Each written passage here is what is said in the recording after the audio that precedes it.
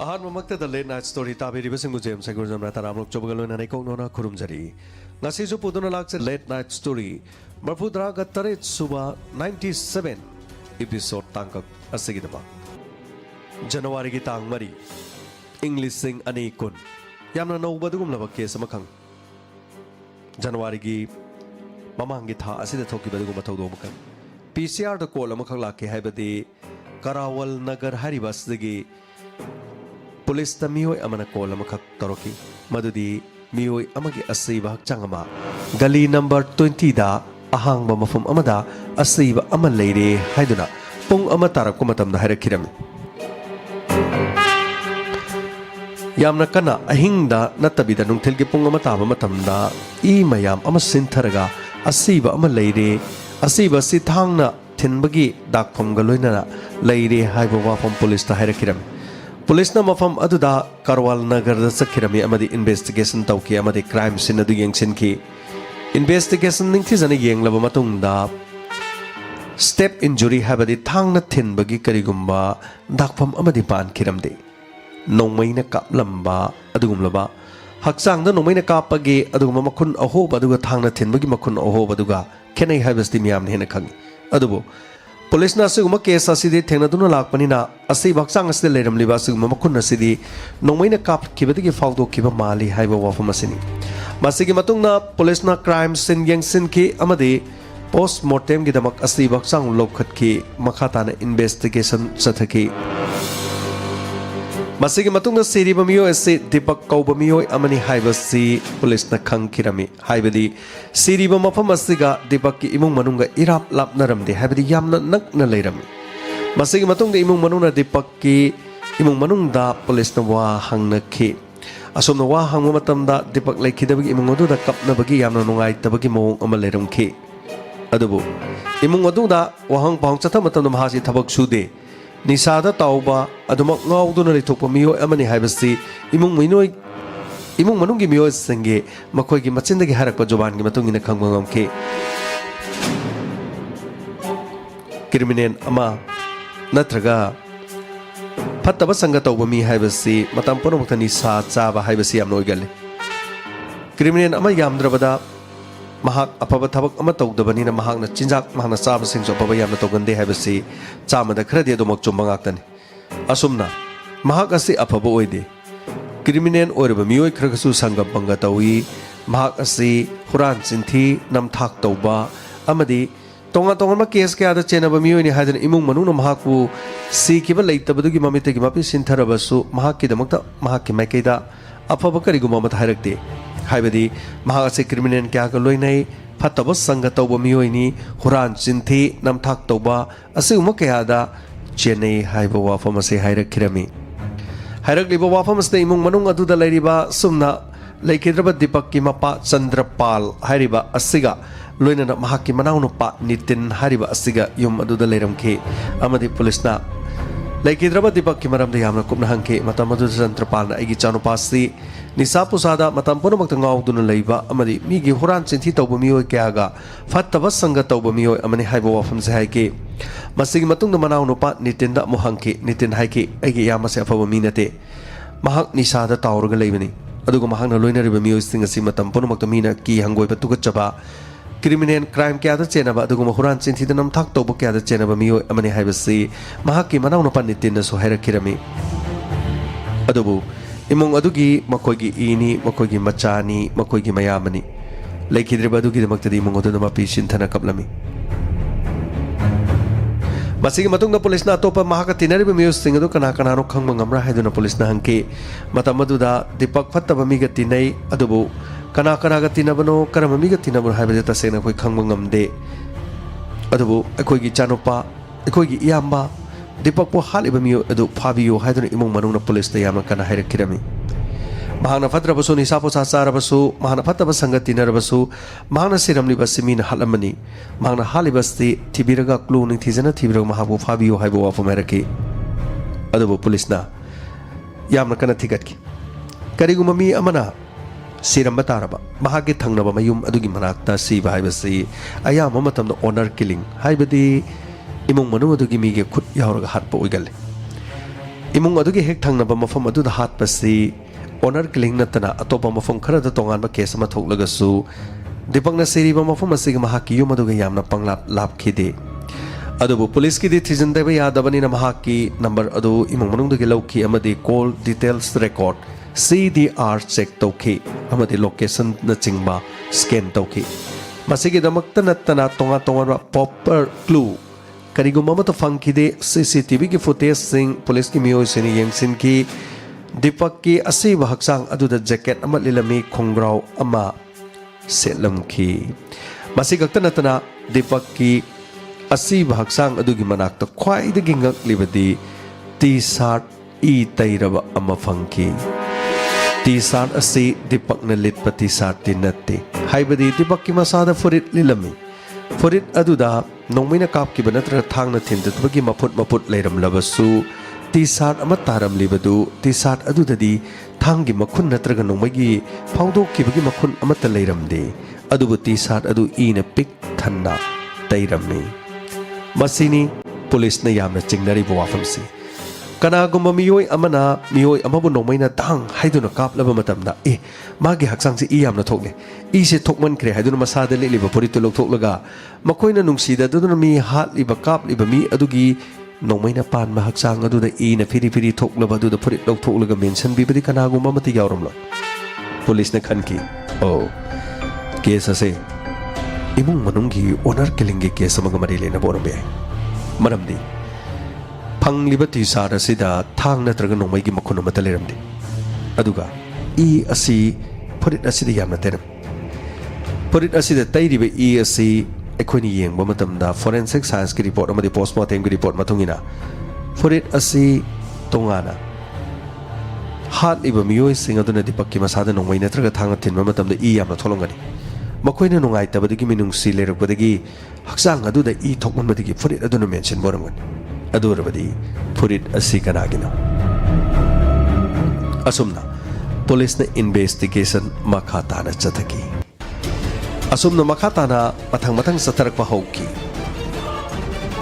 police na khanki season nariba phorit asi Dipak ki masada yamna tholokpadagi phorit aduna mention mo oiramkani criminal amana natraga mi hatpa aduna Dipak ko hal aba matung no masada leliba phorit aduna phorit lokthoklega adu yamna thorokle haduna mention bagi thabak asi botorongadra singnaba badi phauki investigation makhatana chathaki chingnaba miyoi kaya marum wa hangki mayumda laktuna police na wa kaya hanjin ang hangki amadi T-shirt asi Dipak kesi masak asiba masadu ki manakta tarambani imung manungda T-shirt asi khangra haina hangkirami Phorit asi mateng dagi kariguma clue ama fangani haibo wafam police na khanki amadi Dipak ki imung manungda T-shirt asi kanagino haina hangba matamda kana mata khangde masidi Dipak na amukta litte haibo wafam hairaki numit adugi imung manungda thokiba thodok sing adu lekai da leiba CCTV lambi da leiba camera da police na CCTV ki report yamna munna kupna yengsinki adubu kariguma mata fangba leikide Chingnaba kanaguma mata leikide police ki investigation na sigi matungina Dipak kanana hal ibeno sumna January ki tang mari 2020 asigumlaba mamangi thasi thokiba thodok sigi dama asiba haksang ama lambi aduda mayumdagi panglap laptana taduna leiramba amadi thangna thinba malaba step injury malaga nongmaigi makhun leiramba asiga amadi manak aduda taramliba maput aibadi thangi dakpham leitaba amadi nongmaigi makhun gi dakpham leitaba phorit amata duna leiramba asitigi police na yamna kopna thijanba hauki masina tana topa kariguma chingnaba amata leikidi masigi matungna police na khalaki madudi Dipak hariba miyosli mahaki Facebook account police na check tawba hauki Facebook ki account aduda asumna check tawba matam asida Dipak ki photo thagalagliba punamak yengki amadi mahakna litliba phorit fironi matangdi yengkhalaki asumna yenglakpa matamda khwaidigi ngaklibadi matam kharagi mamangda Dipak na mahaki asiba haksangi manakta taramliba T-shirt asilit uramkiram asumna pangliba terba T-shirt adu Dipak na lit laga photo post kaya Facebook da thagatpa uki adubu imung manungda hangba matamda Dipak na phorit asi lit kide haibu wafam masinadi angakpa ama oiki ꯑꯗꯨ ꯑꯣꯏꯔꯕꯗꯤ ꯊꯧꯗꯣꯛ ꯑꯁꯤꯗ ꯀꯔꯤꯒꯨꯝꯕ ꯈꯔ ꯏꯃꯨꯡ ꯃꯅꯨꯡꯗ ꯃꯤꯅꯝꯕ ꯑꯔꯣꯟꯕ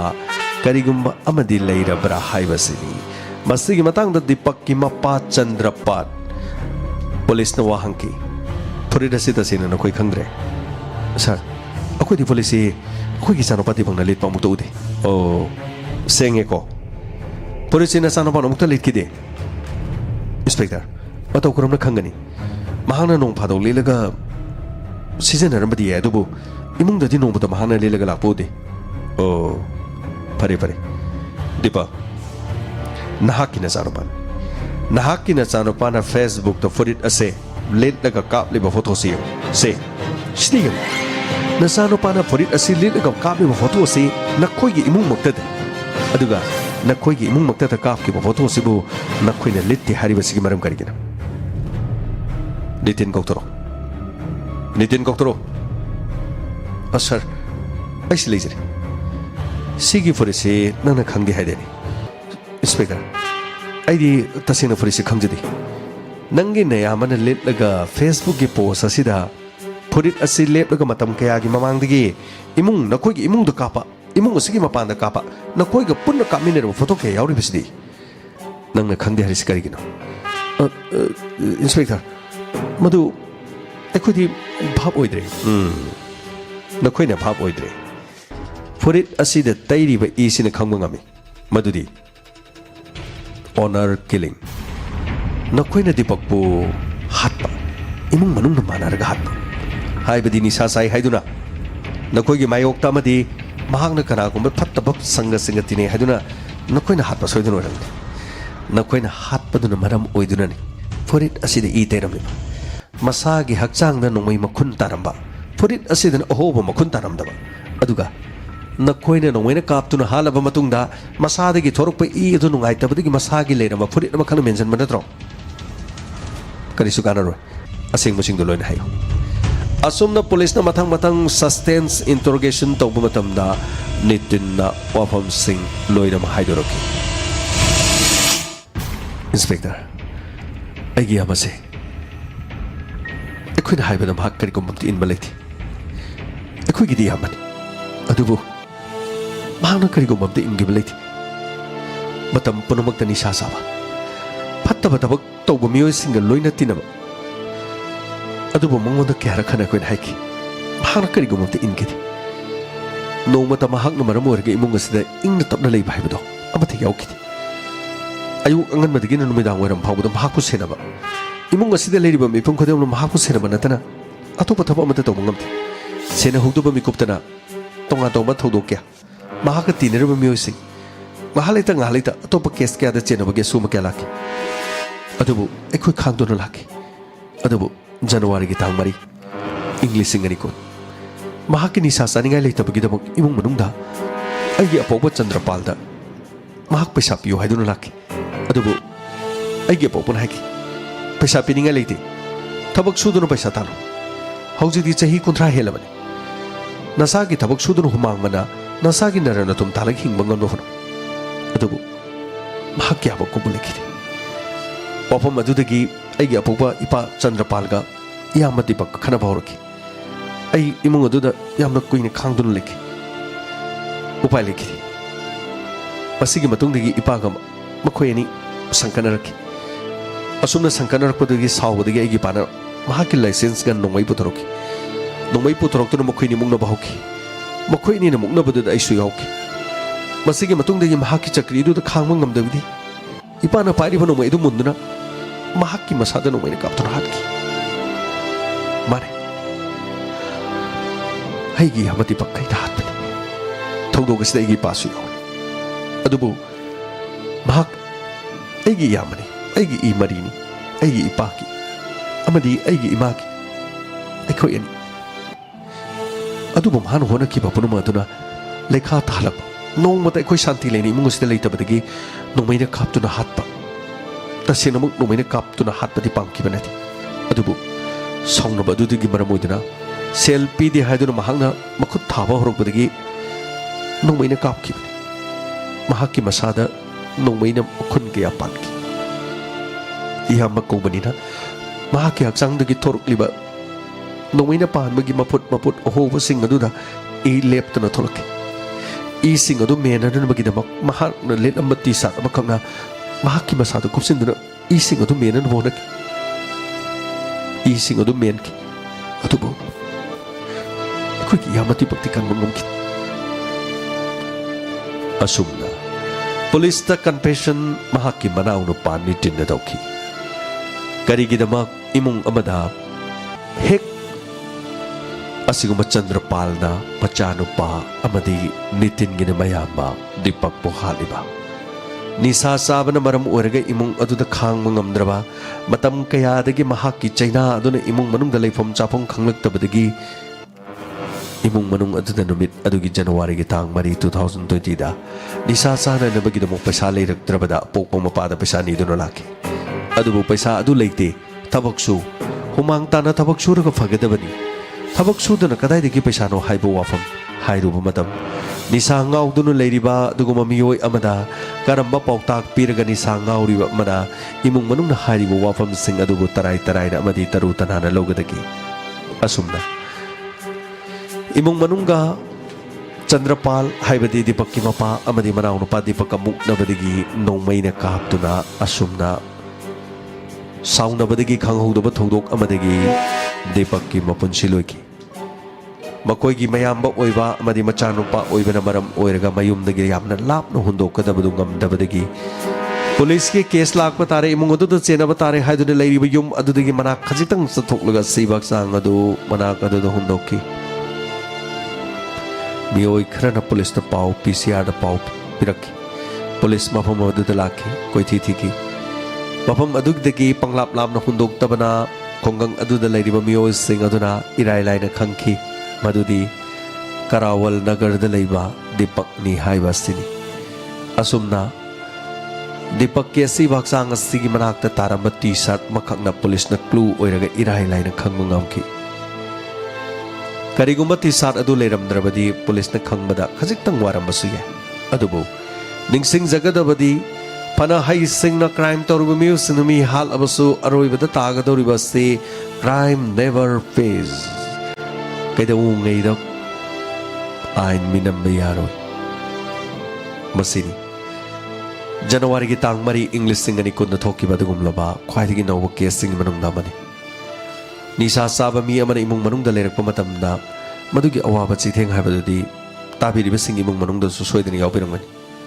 amarum de ipani inauni iyamani makoina nisa sarak le haiduna mani sasarak li imung adu da piragleba chitheng adu khanggo ngamdabadagi adu makha siktuna khanglakpa ngaktani kanagumba kharadi sangman madagi machana mapa phuba yawi manaw nupana mayamba phuba yawi wahidadi kaya da fajadraba machana maya pa phuba manaw nupana mayamba phuba haiba adubu oheningda bathoningda bathodo kaya na nisa haiba sina punong tamayon amako heli amabu ere Phatraba Deepak ki mahak ki punchi adubu paisa khara nirubagi damak manaw nupa amadi mahak ki mapa Chandrapal ani sangduno nongmai na ka pahai basidi ain gi midyeng da diyaban nate nisa sari badu mahak ki su aning balerabasu apa balerabasu apa baburu su phataburu atopa lambi mathiduna lambi amada normal oina laknan wagi da hona bahai basina tangai phadabadun masini ngasigi late night story gi marpu taraga tare chubatangka sigi 97 subatangka gasi matang asi loisinjare masini khwaidigi noba hojik fawbagi night story gi asigu matangka sida